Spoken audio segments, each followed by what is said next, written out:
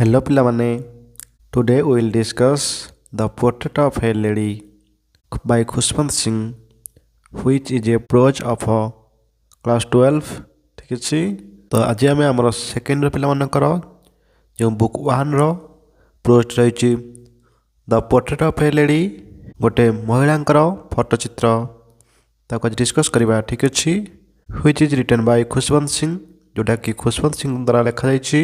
ଦେଖ ଫାଷ୍ଟ ଦେଖିନେବା ଇଣ୍ଟ୍ରୋଡ୍ୟୁସିଂ ଦ ଅଥର। ତ ଲେଖକଙ୍କ ପରିଚୟ।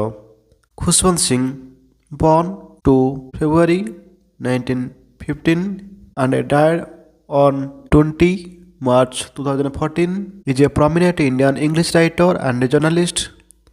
His weekly column with Malaysia towards one and all carried by several Indian newspapers is among the most widely read columns. He is well known in India literary history as one of the finest historians and novelists, a forthright political commentator, an outstanding observer, and a critic of social life। ठीक अच्छी देखा कौन है Harvard प्रमिनेटला प्रख्यात writer लेखक जनशला सांबादिक कलम स्तंभ उइकला साप्ताहिक मालाइस देश हिंस सेवराल विभिन्न न्यूज पढ़ा खबर कागज वाइडली तो चारिआडे लिटराकी साहित्य हिस्ट्रीला इतिहास फाइनेस्ट सुंदर हिस्ट्रियंस ऐतिहासिक नोवेलिस्ट औपन्यासिक पचारिरथ स्पष्टवादी पॉलिटिकल राजनीतिज्ञ कमेंटेटरला समालोचक आउटस्टैंडिंग उच्च कोटीर ऑब्जर्वर परिदर्शनकारी क्रिटिक समालोचना सोशल लाइफ है सामाजिक जीवन। ठीक अच्छे तो यही खुशवंत सिंह बर्न 2 फेब्रुआरी 1915 जे कि 1915 मसीहा फेब्रुआरी 2 तारिख जन्मग्रहण करते और मार्च 20 2014 मसीह मृत्युवरण करते। As a prominent Indian English writer जी जड़े प्रख्यात इंग्राजी लेखक एंड जर्नलिस्ट एवं सांबादिक। तो यही खुशवंत सिंह जी जड़े प्रख्यात भारतीय इंग्लिश लेखक एवं सांबादिक। हिज वीकली कलम तांकर जो साप्ताहिक स्तंभ रही आम जानते खबर कागज जो एडिटर पेज बाहर से स्तंभ आसता है। ठीक अच्छे जो साप्ताहिक स्तंभटी थिला with malaise towards one and all देश बा हिंसा जड़े और समस्त आड़ को प्रत्येक आड़ को जो हिंसा बा देश भाव रही यार उद्देश्य यहाँ टाइटल रही साप्ताहिक स्तंभ यही नाम आसला जोटा कि carried by several Indian newspapers. ये जो स्तंभटी बा कलमटी तो अनेक भारतीय खबर कागज स्थान पाला। Is among the most widely read columns एवं ये थिला सबुआड़े पढ़ा जाउथिबा एक स्तंभ खबर कागज। ठीक अच्छे he is well known in Indian literary history as one of the finest historian. तो ही इज वेल नोन से अति भल भाव जनाशुना इन इंडियन लिटरेरी हिस्ट्री भारतीय साहित्य इतिहास रे से बहुत भल भाव जनाशुना आज one of the finest historian जड़े भल ऐतिहासिक हिसाब से एंड नोवेलिस्ट एवं जड़े औपन्यासिक हिसाब से एंड ए फर्थराइट पॉलिटिकल कमेंटेटर जड़े स्पष्टवादी राजनीतिक समालोचक हिसाब से एंड आउटस्टैंडिंग ऑब्जर्वर गोटे उच्च कोटीर परिदर्शनकारी and a critic of social life एवं सामाजिक जीवन समालोचक हिसाब से से भारतीय साहित्य इतिहास रे यही भाव में जनाशुना।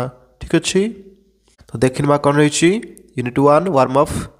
Do you enjoy your grand parents company. तो डू यू एंजॉय तुम कौन उपभोग कर कि तुम जेजेबापांकर कंपनी को बा बंधुता को तुम कौन उपभोग कर कि। आर दे गुड कंपानियंस से माने कौन भल बंधु अटंती कि। Children grow up with a typical image of their grandparents in their minds. Children grow up पिला माने बढ़ी थांती with a typical image of their grandparents तांको जेजेबापा बा जेजेमांकर सब जो प्रतिछवि को एक नमूना रूपे नहीं एक टिपिकल इमेज रूपे नहीं एक नमूना रूपे नहीं तांका मन मध्य मस्तिष्क मध्य से आग को बढ़ी था। ठीक अच्छे मैंने से आदर्श को अनुकरण करती। Any other thought is almost revolting to them. Any other thoughts अन्य कौन चिंता is almost revolting to them तांको बेले बेले आंदोलित करें। ठीक अच्छे तो जेजेबापा जेजेमा जो संस्कार दियंती आम ताहाको पाथेय करी ताहाको आधार करी आगू बढ़ी था। अन्य कौन जिनस मन को आंदोलित करें सन्देहात करें। Read the following unit of the text carefully. तो read the following unit of the text यही प्रसंगटिर यूनिट को तुम्हें पढ़ केयरफुली अति যত্ন সহকারে পড় and নোট এবং নোট করে যে হাউ দ রাইটর পোর্ট্রেজ হিজ গ্ରାଣ୍ଡମଦର। ତ ଏଠାରେ ହାଉ ଦ ରାଇଟର ଲେଖକ କିପରି ଭାବରେ ପୋର୍ଟ୍ରେଜ ଚରିତ୍ର ଚିତ୍ରଣ କରିଛନ୍ତି ତାଙ୍କ ଜେଜେମାଙ୍କର ଚରିତ୍ରକୁ ସେ କିଭଳି ଭାବେ ନିଭାଇଛନ୍ତି ବା ଏଠାରେ ଚିତ୍ରଣ କରିଛନ୍ତି ତାହାକୁ ତୁମେ ନୋଟ୍ କର ବା ଲକ୍ଷ୍ୟ କର। ଠିକ୍ ଅଛି, ଦେଖିବା କ'ଣ ରହିଛି ଟେକ୍ସଟଟି। ଦେଖ the text. My grandmother like everybody's grandmother was an old woman. My grandmother like everybody's grandmother, ମୋ ଜେଜେମା ଲାଇକ୍ ଏଭ୍ରିବଡିଜ୍ ଗ୍ରାଣ୍ଡମଦର, ପ୍ରତ୍ୟେକ ଜେଜେମା ଭଳି ୱାଜ୍ ଆନ୍ ଓଲ୍ଡ ଓମ୍ୟାନ୍, ଯିଏକି ଜଣେ ବୃଦ୍ଧା ଥିଲେ। ତ ଅନ୍ୟ ସମସ୍ତଙ୍କ ଜେଜେମା ଭଳି ମୋ ଜେଜେମା ଜଣେ ବୃଦ୍ଧା ଥିଲେ। She had been old and wrinkled for the 20 years that I had known her। She had been old, ସେ ଏମିତି ବୃଦ୍ଧା ହୋଇଯାଇଥିଲେ, ଆଣ୍ଡ ରୁଇଙ୍କିଲ୍ଡ, ଏବଂ ତାଙ୍କର ଗାଲରେ ଭାଙ୍ଗ ପଡ଼ିଯାଇଥିଲା, ଫର୍ ଦ 20 years, ପ୍ରାୟ 20 ବର୍ଷ ତଳୁ। ଦ୍ୟାଟ୍ ଆଇ ହ୍ୟାଡ୍ ନୋନ୍ ହର୍, ଯେବେଠୁ ମୁଁ ତାଙ୍କୁ ଜାଣିଥିଲି। ତ ଲେଖକ କହୁଛନ୍ତି ମୁଁ ତାଙ୍କୁ ଦେଖିବାର ପ୍ରାୟ 20 ବର୍ଷ ତଳୁ ତାଙ୍କ ଗାଲରେ ଭାଙ୍ଗ ପଡ଼ିଯାଇଥିଲା ଏବଂ ସେ ପ୍ରାୟ ବୃଦ୍ଧା ହୋଇଯାଇଥିଲେ। People said that she had once been young and pretty and had even had a husband. ତ ପିପୁଲ୍ ସେଡ୍, ଲୋକମାନେ କୁହନ୍ତି ଯେ ସି ହାଡ୍ ୱାନ୍ସ, ତ ୱାନ୍ସ ହେଲା ଥରେ, ୟଙ୍ଗ ହେଲା ଯୁବକ ବା ଯୁବତୀ ଏଠି ହେବ, ପ୍ରେଟି ସୁନ୍ଦର, ହଜବ୍ୟାଣ୍ଡ ଅର୍ଥ ସ୍ୱାମୀ। ପିପୁଲ୍ ସେଡ୍ ଦ୍ୟାଟ୍, ଲୋକମାନେ ଏହା କୁହନ୍ତି ଯେ she had once been young and pretty, ଦିନେ ସେ ଯୁବତୀ ଥିଲେ ଏବଂ ସୁନ୍ଦରୀ ଥିଲେ।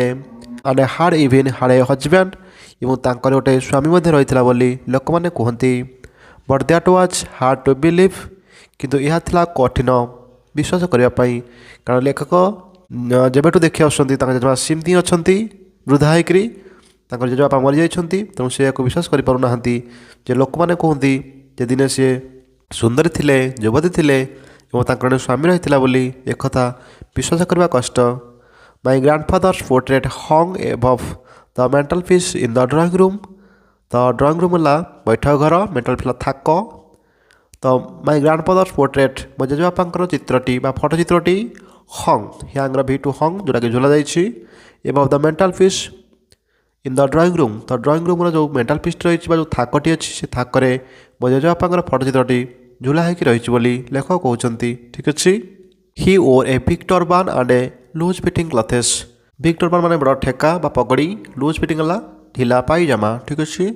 ହି wore a big turban and a loose fitting clothes, ସେ ପିନ୍ଧିଛନ୍ତି ଗୋଟେ ବଡ଼ ପଗଡ଼ି and a loose fitting clothes, ଏବଂ ଢିଲା ପାଇଜାମା ଭଳି ପିନ୍ଧିଛନ୍ତି ବା ଢିଲା କୁର୍ତ୍ତା ପିନ୍ଧିଛନ୍ତି। His long white beard cover the best part of his chest and he looked at least a 100 years old। His long white beard, ତାଙ୍କର ସେହି ଲମ୍ବା ଲମ୍ବା ପାଚିଲା କେଶରାଶି ଗୁଡ଼ାକ ବା ଦାଢ଼ି ଗୁଡ଼ାକ, cover the best part of his chest, ତାଙ୍କ ଛାତିର ବେଷ୍ଟ ପାର୍ଟକୁ ବା ଅଧିକାଂଶ ଅଂଶକୁ ଘୋଡ଼ାଇ ରଖିଛି ବା କଭର୍ କରି ରଖିଛି।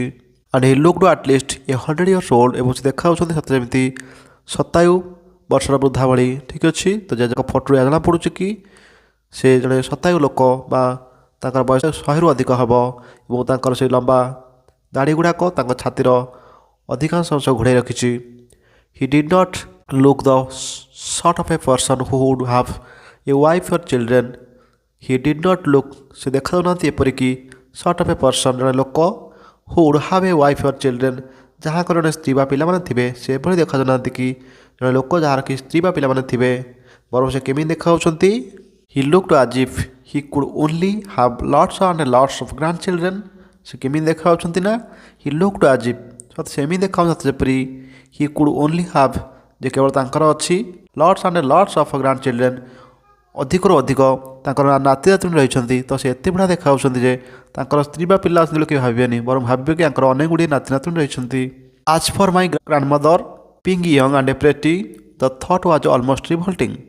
ତ ଆଜ୍ ଫର୍ ମାଇ ଗ୍ରାଣ୍ଡମଦର, ତ ଯେତେବେଳେ ମୋ ଜେଜେମା କୁହନ୍ତି କି ବିଙ୍ଗ ୟଙ୍ଗ, ସେ ଯୁବତୀ ଥିଲେ, ଆଣ୍ଡ ପ୍ରେଟି, ଏବଂ ସେ ସୁନ୍ଦରୀ ଥିଲେ, ଦ ଥଟ୍ ୱାଜ୍ ଅଲମୋଷ୍ଟ ରିଭଲ୍ଟିଂ, ତ ଏଇ ଯେଉଁ ଚିନ୍ତାଟି କ'ଣ କରେ, ମୋତେ ରିଭଲ୍ଟିଂ କରେ, ମୋତେ ଆନ୍ଦୋଳିତ କରିଦିଏ। ସି ଅଫନ୍ ଟୋଲ୍ଡ ଅସ୍, ସେ ବେଳେବେଳେ ମଧ୍ୟ ଆମକୁ କୁହନ୍ତି ଯେ the games she used to play as a child, ସେ ପିଲାବେଳେ କ'ଣ କରୁଥିଲେ ନା ଖେଳ ଖେଳି ଆସୁଥିଲେ। The seemed quite that seemed quite absurd and undignified on her part and we treated it like the fables of the prophets she used to tell us. That seemed quite, ଏହା ମୋତେ ସମ୍ପୂର୍ଣ୍ଣ ଭାବରେ କ'ଣ ଲାଗେ ନା ଆବସର୍ଭ ମୋତେ ଅଯୌକ୍ତିକ ଲାଗେ ଆଣ୍ଡ ଅନଡିଗ୍ନିଫାଏଡ୍ ଏବଂ ଅମର୍ଯ୍ୟାଦାଜନକ ଲାଗେ ଅନ୍ ଆୱାର ପାର୍ଟ ତାଙ୍କ ପକ୍ଷରେ ଆଣ୍ଡ ୱି ଟ୍ରିଟେଡ୍ ଇଟ୍ ଏବଂ ଆମକୁ କେମିତି ନେଉ like the fables of the prophet she use to tell ଅସ୍।